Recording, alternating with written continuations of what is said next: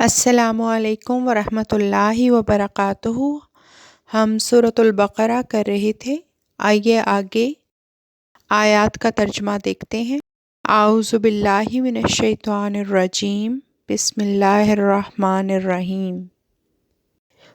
اور اذا جب قیلا کہا جاتا ہے لہم ان کو، اتبعوا پیروی کرو، ما جو انزلہ اس نے اتارا، اللہ نے، قولوا وہ کہتے ہیں، بلکہ نتبعوا ہم پیروی کریں گے، ما جس کی، الفینا ہم نے پایا، علی اوپر، ہی اس، آبا و اجداد نہ ہمارے، کیا، اور لو اگرچہ، کانا تھے، آبا و اجداد، ہم ان کے، لا نہیں، یعقلون وہ عقل رکھتے ہیں، شیئن کچھ بھی، اور لا نہ، یہتدون وہ ہدایت یافتہ تھے۔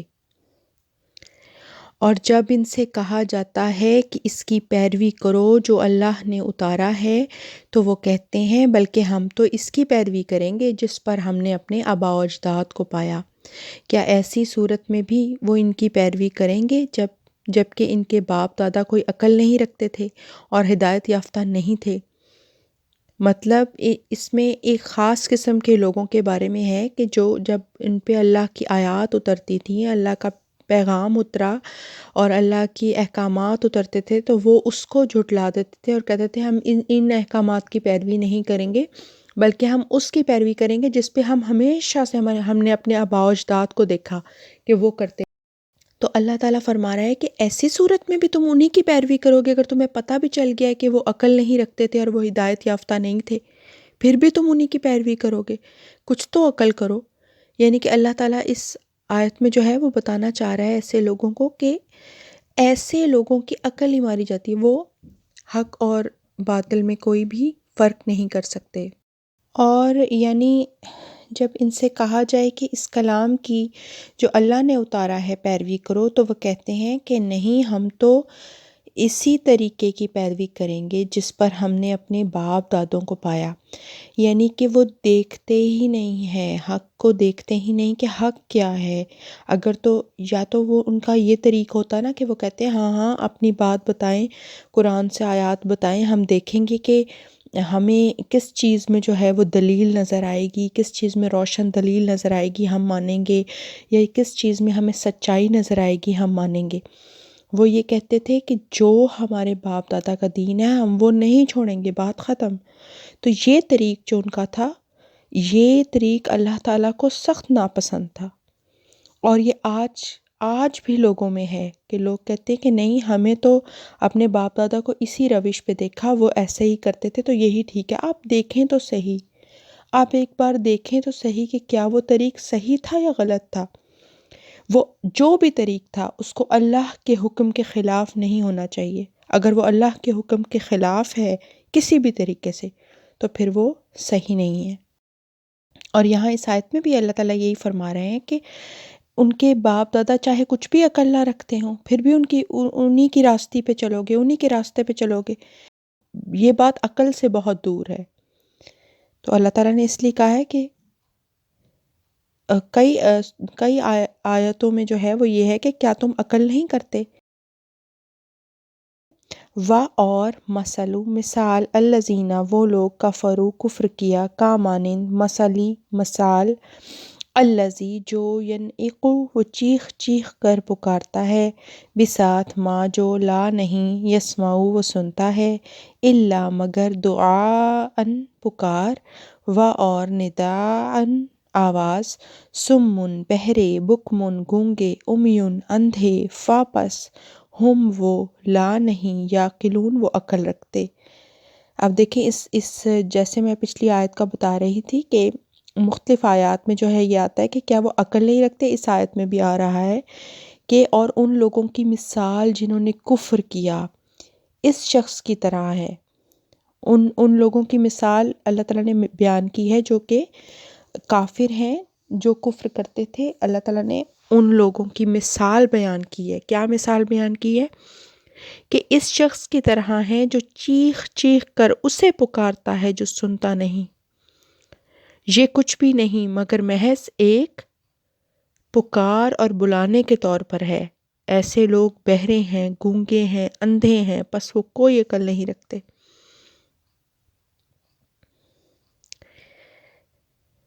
یہاں پہ اللہ تعالیٰ نے ان لوگوں کا حال بیان کیا ہے کہ جنہوں نے کفر کیا۔ اس شخص کے حال کے مشابہ ہے کہ جو اس چیز کو پکارتا ہے۔ یہاں پہ جو ہے وہ کیا لفظ آیا تھا؟ ین ایکو، ہاں، ین ایکو کے معنی اصل میں جانور کو آواز دینے کے ہوتے ہیں۔ جانور آواز سن کر مالک کی اتباع کرتا ہے مگر اس کے الفاظ کا مطلب نہیں سمجھتا۔ فرمایا یہی حال کفار کا ہے۔ یہ لوگ ایک دوسرے کی اتباع بھیڑ چال کے طور پر کرتے ہیں اور یہ غور نہیں کرتے کہ کہنے والا کیا کہتا ہے اور سننے والا کیا سنتا ہے۔ اس کے برخلاف اسلام کا داعی معقول بات کہتا ہے اور سمجھا کر کہتا ہے، اور اس کے جو ماننے والے ہوتے ہیں اس پر سمجھ کر عمل کرتے ہیں۔ یہ نہیں کہ وہ ان کو کوئی فورس کرتا ہے۔ اسلام جو ہے، اسلام میں تو، دین میں تو جبر ہی نہیں ہے۔ تو اسلام کا داعی جب بھی اسلام کی دعوت دیتا ہے تو وہ ہمیشہ معقول بات کر کے دیتا ہے، اور اس کے جو سمجھنے والے ہوتے ہیں وہ ایک دلیل کو سمجھ کر اور اس کو سچائی کو جان کر کے یہ حق ہے تو وہ عمل کرتے ہیں اور مان لیتے ہیں۔ نہ یہ کہ جانوروں کی طرح صرف آواز سنتے اور مطلب، غرض اور حکمت سے بے خبر ہوتے ہیں، ایسا نہیں ہوتا۔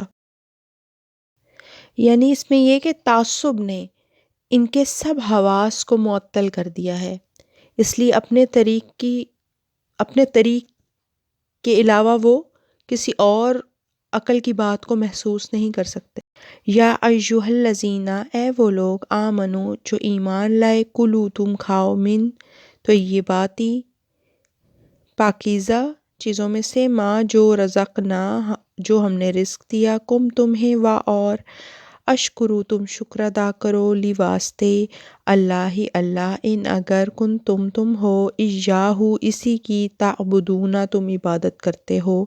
اے وہ لوگو جو ایمان لائے ہو، جو رزق ہم نے تمہیں دیا ہے اسی میں سے پاکیزہ چیزیں کھاؤ اور اللہ کا شکر ادا کرو اگر تم اسی کی عبادت کرتے ہو۔ اے لوگو جو ایمان لائے ہو، ان پاکیزہ چیزوں میں سے جو ہم نے تم کو دی اور کھاؤ، اگر تم واقعی میں اللہ ہی کی عبادت کرتے ہو۔ اگر تم اللہ کی عبادت کرتے ہو تو اس کا شکر بھی ادا کرو، پھر کہ جو بھی چیزیں پاکیزہ اللہ تعالیٰ نے دی ہیں ان میں سے کھاؤ، اور اللہ ہی کی عبادت کرتے ہو تو پھر اس کا شکر ادا کرو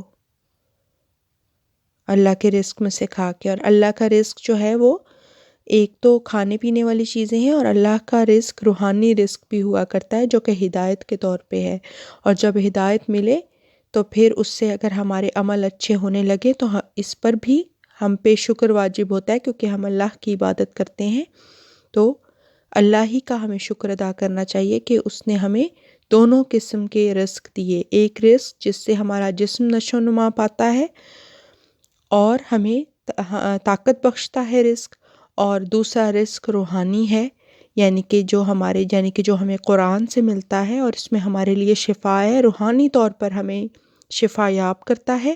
اور اگر ہم اللہ کی ہی عبادت کرتے ہیں تو اللہ کہتا ہے اگر تم اللہ کی عبادت کرتے ہو تو پھر اس کا شکر بھی کرو اس بات پر۔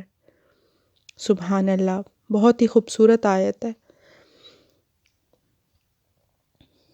اگلی آیت، انما صرف یا محض، حرما اس نے حرام کیا، علی اوپر، کم تمہارے، المیتۃ مردار، و اور الدم خون، و اور لحما گوشت، الخنزیر خنزیر کا، و اور ما جو اہلا پکارا گیا ہو، بھی ساتھ ہی اس کے، لی واسطے، غیری غیر اللہ اللہ کے، پس معنی جو استرا مجبور ہوا، غیرہ نہ کہ غیر، باغین سرکشی کرنے والا، و اور لا نہ عادن حد سے بڑھنے والا، پس لا نہیں، اثما گناہ، علی اوپر، ہی اس، انا یقیناً، اللہ اللہ، غفور بہت بخشنے والا، الرحیم بار بار رحم کرنے والا ہے۔ اب اس میں ہے کہ اس نے تم پر صرف مردار اور خون اور خنزیر کا گوشت اور وہ حرام کیا ہے جس پر اللہ کے سوا کسی اور کا نام لیا گیا ہو، البتہ اس پر کوئی گناہ نہیں جو بھوک سے سخت مجبور کر دیا گیا ہو، نہ حرص رکھنے والا ہو، نہ حد سے تجاوز کرنے والا، یقیناً اللہ بہت بخشنے والا اور بار بار رحم کرنے والا ہے۔ اس آیت میں یہ ہے کہ اس نے تم پر صرف مردار، خون اور خنزیر کا گوشت کو، ان چیزوں کو جنہیں اللہ کے سوا کسی اور کا نام لیا گیا ہو، حرام کیا۔ یعنی کہ ایک تو ان چیزوں کو، مردار، خون اور سور کا گوشت، ایک تو یہ 3 چیزیں حرام ہیں، اور اس کے علاوہ وہ بھی حرام کیا ہے جس کو ذبح کرتے وقت اللہ کے علاوہ کسی اور کا نام لیا گیا ہو۔ مگر جو شخص ان اشیاء کے استعمال پر مجبور ہو جائے اور وہ نہ تو قانون کا مقابلہ کرنے والا ہو اور نہ حدود سے آگے نکلنے والا ہو، تو اس پر کوئی گناہ نہیں ہے، اللہ یقیناً بڑا بخشنے والا اور بار بار رحم کرنے والا ہے۔ اوہلا کے معنی بلند آواز سے کچھ کہنے کے ہوتے ہیں۔ محاورہ میں کسی جانور یا کسی اور نعمت کے متعلق خدا تعالیٰ یا کسی دیوتا کے نام کے پکارنے کے لیے بھی بولا جاتا ہے۔ مثلاً کسی چیز کے متعلق کہہ دیا کہ یہ فلاں دیوتا کی ہے یا خدا تعالیٰ کی ہے، یا ذبح کرتے وقت خدا تعالیٰ کا یا اور کسی دیوتا کا نام لے دیا۔ فرمایا ایسی اشیاء کا استعمال حرام ہے، خواہ خدا کے سوا کسی اور کی نیاز ہو یا ذبح کے وقت کسی اور کا نام لیا گیا ہو، دونوں میں کوئی فرق نہیں کیا گیا۔ تو صرف وہی چیزیں حلال ہیں جن پر خدا تعالیٰ کا نام لیا گیا ہو۔ اگلی قرآن کلاس میں انشاءاللہ ملاقات ہوتی ہے۔ السلام علیکم ورحمۃ اللہ وبرکاتہ، وآخر الدعوانا ان الحمد للہ رب العالمین۔ اللہ حافظ۔